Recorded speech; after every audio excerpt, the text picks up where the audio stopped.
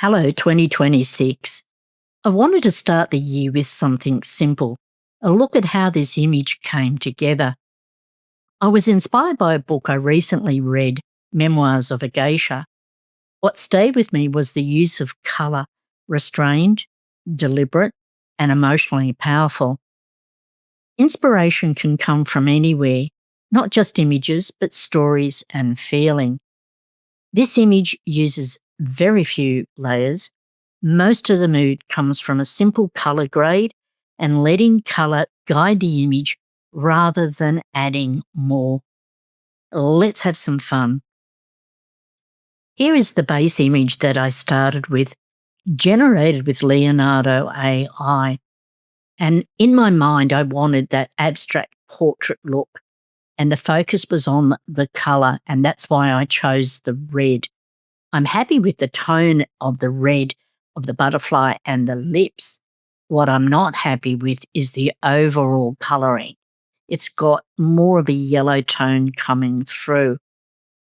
And I wanted to make it more of that white colour and tone, as I mentioned before, inspired by that book, Memoirs of a Geisha.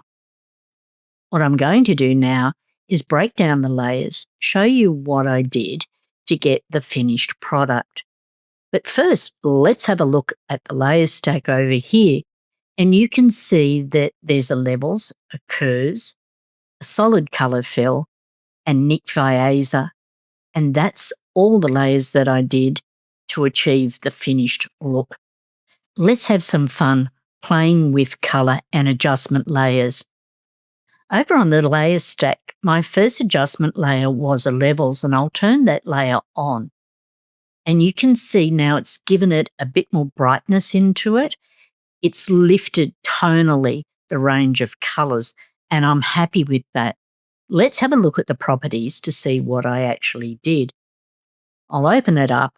Now, I played with the mid-tone slider and I dragged it left or right. If I drag it to the left, you can see that yellow tone starts to fade.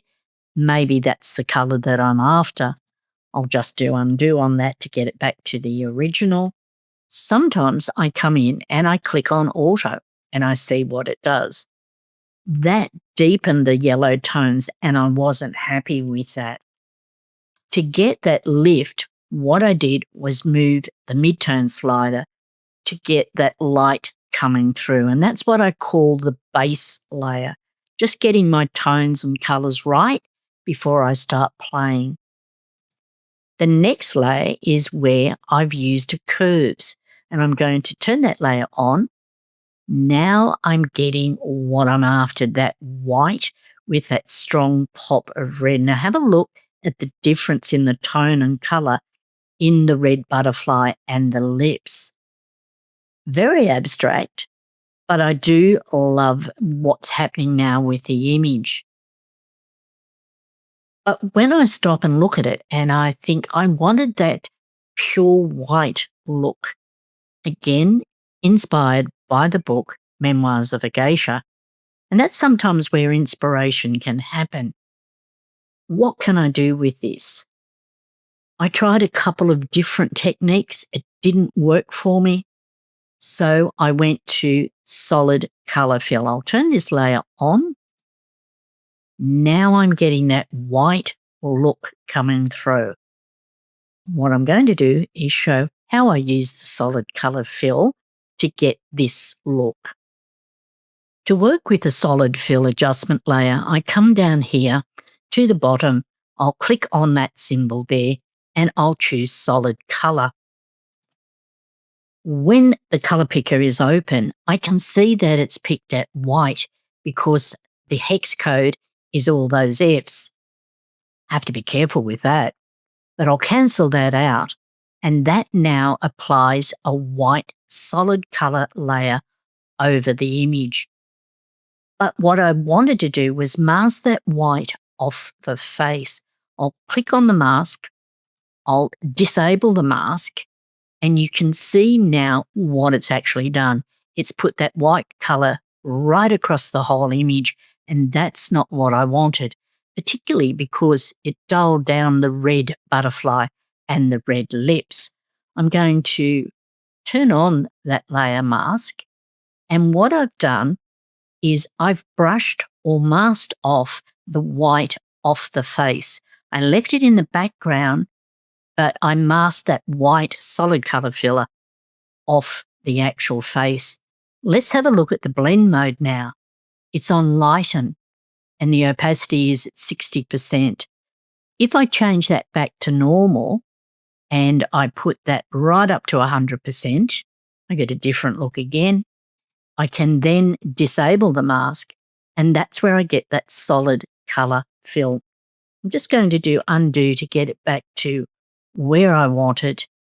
At this point, this is where I stop, look, and assess the image. Am I happy with the colours and the tones? Yes.